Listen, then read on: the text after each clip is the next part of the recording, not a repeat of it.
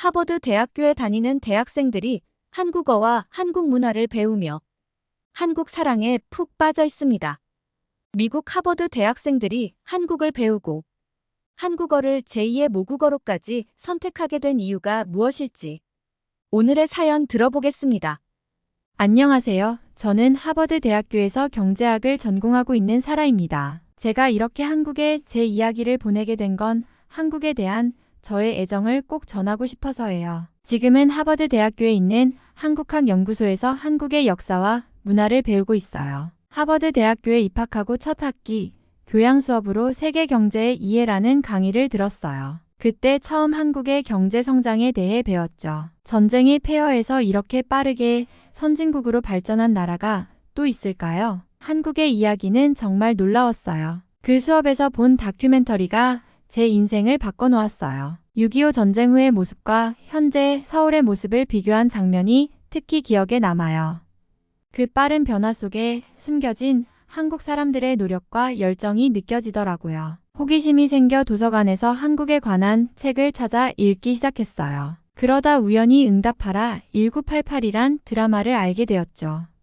호기심에 한 편만 볼 생각이었는데 어느새 시즌을 다 봐버렸어요. 말도 안 통하는데 이상하게 가슴이 뭉클해지더라고요. 드라마 속 쌍문동 이웃들이 서로 챙기고 의지하는 모습에 완전히 매료되었어요. 미국에선 옆집에 누가 사는지도 모르고 사는데 드라마 속 이웃들은 마치 한 가족 같았거든요. 그 따뜻한 정이 한국 사회의 원동력이 아닐까 하는 생각이 들었어요. 그때부터 한국어 공부를 시작했어요. 처음에는 안녕하세요도 제대로 못했지만 매일 밤 한국 드라마를 보며 조금씩 늘어갔죠. 룸메이트가 제 발음을 듣고 웃긴다고 놀렸지만 저는 포기하지 않았어요. 특히 감동받은 건 한국의 교육열이었어요. 어떤 책에서 읽었는데 아무리 가난해도 자녀 교육만큼은 포기하지 않았다는 거예요. 그 이야기를 읽고 제 자신을 돌아보게 되었죠. 나도 저 한국 학생들처럼 열심히 공부해야겠다 고 다짐했어요. 경제 수업에서 한국에 매료된 후 저는 하버드에서 한국에 대해 더 배울 수 있는 방법을 찾아보기 시작했어요. 그러다 우연히 학교 웹사이트에서 한국학연구소를 발견했죠. 1981년에 설립되었다는 이 연구소가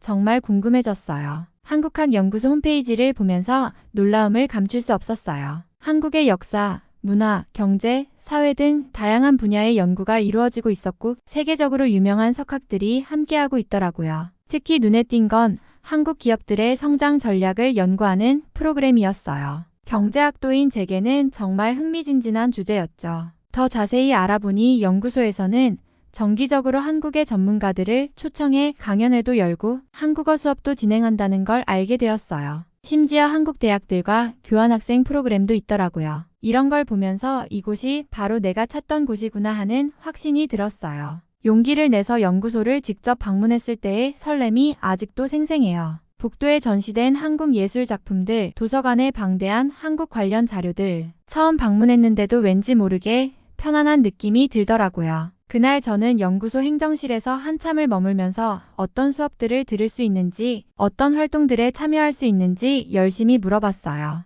알고 보니 이곳은 미국에서 가장 오래되고 권위 있는 한국학 연구 기관 중 하나더라고요. 단순히 한국어를 가르치는 곳이 아니라 한국을 종합적으로 연구하고 이해하는 학문의 중심지였어요. 특히 최근에는 한국의 경제 성장과 문화적 영향력이 커지면서 연구소의 위상도 더욱 높아졌다고 해요. 그렇게 저는 한국학연구소의 문을 두드리게 되었고 그때의 선택이 제 인생을 완전히 바꿔놓았답니다. 지금은 한국학을 부전공으로 공부하고 있어요. 한국의 역사, 문화, 경제, 그리고 언어까지 배우면 배울수록 더 흥미로워요. 특히 한국의 현대사를 배우면서 어려움을 극복하고 발전해온 한국인의 저력에 깊은 감명을 받았어요. 연구소에서 제일 먼저 참여한 건 한국어 스터디 그룹이었어요. 매주 모여서 한국어로 대화를 나누고 한국 드라마도 함께 봤죠. 처음에는 아저씨나 아줌마 같은 단어의 뉘앙스를 이해하는 게 어려웠지만 점점 한국어의 묘미를 알아가게 되었어요. 그러다 우연히 한국의 경제 발전 세미나에 참석하게 되었는데 이게 제 인생의 전환점이 되었어요. 한강의 기적이라 불리는 한국의 급속한 경제 성장 이야기를 들으면서 경제학도로서 정말 가슴이 뛰었죠. 그 자리에서 한국의 경제 발전 모델에 대해 연구해보고 싶다고 결심했어요. 연구소의 교수님께 이 뜻을 전했더니 흔쾌히 지도를 해주시겠다고 하셨어요. 덕분에 한국의 재벌 시스템, 정부 주도, 경제 정책, 그리고 교육열이 경제 성장에 미친 영향 등을 깊이 있게 공부할 수 있었죠. 이 과정에서 한국 경제의 독특한 성장 모델에 대해 더욱 깊이 이해하게 되었어요. 가장 기억에 남는 건 한국학 국제학술대회예요. 세계 각국에서 온 한국학 전문가들의 발표를 들으면서 한국학이 얼마나 폭넓고 깊이 있는 학문인지 깨달았어요. 특히 한류의 세계적 영향력에 대한 발표를 들으면서 한국 문화의 매력을 다시 한번 실감했죠. 응답하라 1988을 보고 한국에 빠져든 제가 실제 한국의 모습을 알게 되면서 얼마나 놀랐는지 아세요? 정말 믿기 힘들 정도로 발전한 한국의 모습에 제 눈을 의심했다니까요. 드라마에서 동네 사람들이 다 같이 모여 하나뿐인 텔레비전으로 프로그램을 보던 장면들이 기억나요. 그런데 지금의 한국은 어떤가요? 세계 최고 수준의 인터넷 속도를 자랑하고 집집마다 최신 스마트 TV가 있잖아요. 심지어 스마트폰 보급률은 세계 1위라고 들었어요. 한국의 IT 기술 발전 속도는 정말 놀라워요. 드라마 속 쌍문동 골목길과 지금의 서울 모습을 비교하면 더 놀라워요. 그때는 낮은 건물들과 좁은 길이었는데 지금의 서울은 어떤가요? 높은 빌딩들과 세련된 건축물들로 가득한 국제적인 대도시로 변했잖아요. 특히 동대문 디자인 플라자나 롯데월드타워 같은 건물들을 보면 미래도시에 온 것 같은 느낌이에요. 교통체계의 변화도 대단해요. 드라마에서는 시외버스나 기차 타는 게 큰일이었는데 지금은 KTX로 전국 어디든 빠르게 갈 수 있잖아요. 서울의 지하철은 세계에서 가장 발달한 시스템 중 하나라고 하더라고요. 와이파이가 되고 냉난방이 잘 되는 깨끗한 지하철을 타고 다닐 수 있다니 정말 부럽더라고요. 기술 발전도 대단해요. 드라마에서 주인공들이 공중전화로 연락하던 모습이 인상적이었는데 지금은 삼성과 LG의 최첨단 스마트폰으로 전 세계와 소통하고 있잖아요. 한국 기업들의 기술력이 세계를 리드하고 있다는 게 자랑스러워요. 문화적인 면에서도 큰 변화가 있었죠. 그때는 한국 문화를 해외에 알리는 게 꿈이었다면 지금은 K-팝, K-드라마, K-무비가 전 세계를 휩쓸고 있잖아요. BTS, 블랙핑크의 세계적 인기나 기생충의 아카데미상 수상을 보면서 한국 문화의 위상이 얼마나 높아졌는지 실감했어요. 한국학연구소에서 특별한 인연도 만났어요. 제 첫 한국어 스터디 파트너였던 지수를 아직도 잊을 수 없어요. 지수는 하버드 로스쿨에서 공부하는 한국 유학생이었는데 우리는 금세 친한 친구가 되었죠. 처음에는 서로의 언어를 가르쳐주는 게 목적이었는데 어느새 깊은 대화를 나누는 사이가 되었어요. 지수는 제게 한국의 실제 모습을 많이 들려줬어요. 한국의 대학생활, 가족 문화, 그리고 젊은이들의 일상까지 책에서는 배울 수 없는 이야기들이었죠. 지수와 함께 한국 음식도 많이 먹어봤어요. 처음으로 김치찌개를 먹었을 때의 그 매콤한 맛이 아직도 생생해요. 처음에는 너무 매워서 헉헉거렸는데 이제는 김치찌개 없이는 못 살 것 같아요. 캠퍼스 근처 한식당이 저희의 단골이 되었죠. 지수는 저에게 늘 이런 말을 해줘요. 사라, 넌 한국인보다 더 한국을 사랑하는 것 같아. 그 말을 들을 때마다 괜히 뿌듯해져요. 지수 덕분에 한국이 더 이상 책 속의 나라가 아닌 제 마음속의 또 다른 고향이 된 것 같아요. 지수와 함께한 한국 음식 탐방은 제 인생에서 가장 즐거운 추억 중 하나예요. 처음에는 한국 음식이 너무 매워서 걱정했는데 지금은 오히려 매운 음식을 찾게 되었다니까요. 첫 시작은 치즈 불닭 볶음면이었어요. SNS에서 핫한 음식이라고 지수가 추천했는데 처음 봤을 때는 빨간 색깔에 좀 겁먹었죠. 하지만 치즈의 고소함과 매운맛의 조화가 정말 새로웠어요. 지금은 제가 오히려 친구들에게 추천하는 음식이 되었죠.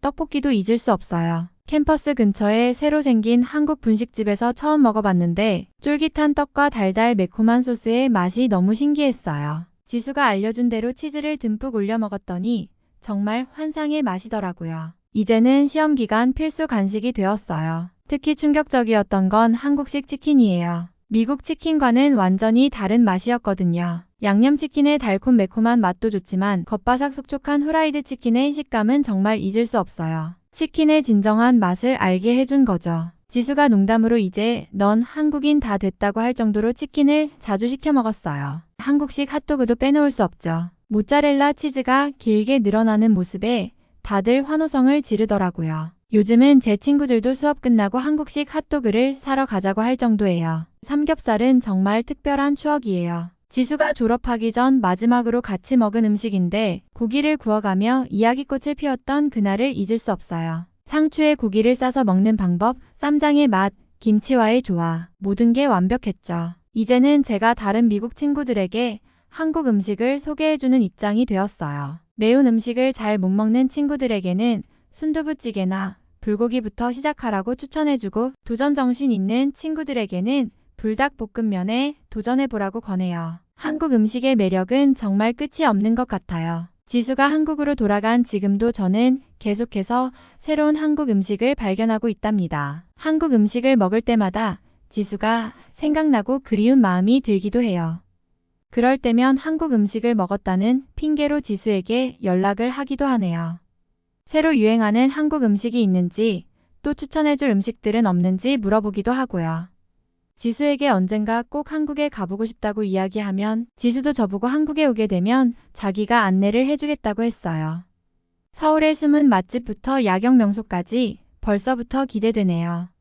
한국에서 지수를 다시 만날 생각을 하니 한국어 공부가 더 즐거워져요. 그리고 어떻게든 한국에 가볼 기회를 만들어 봐야겠다는 생각이 너무나 간절해지네요.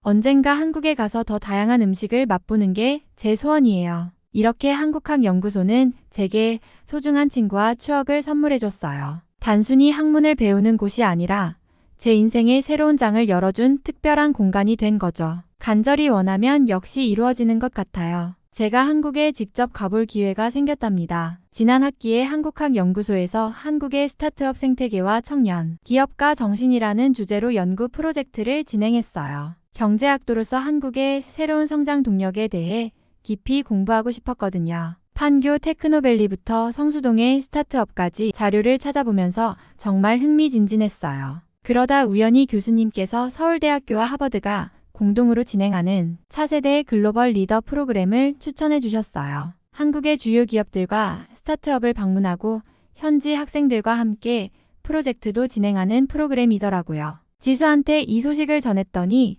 정말 좋아하면서 지원서 작성을 도와줬어요. 영어로 쓴 지원서를 한국어로도 써보라고 제안해줘서 밤새 한국어 지원서를 완성했죠. 한국의 혁신을 배우고 싶습니다 라는 문장을 쓸 때는 왠지 모를 설렘이 가득했어요. 그리고 며칠 전 드디어 합격 소식을 받았어요. 내년 1월부터 6개월 동안 서울대학교에서 공부하게 됐어요.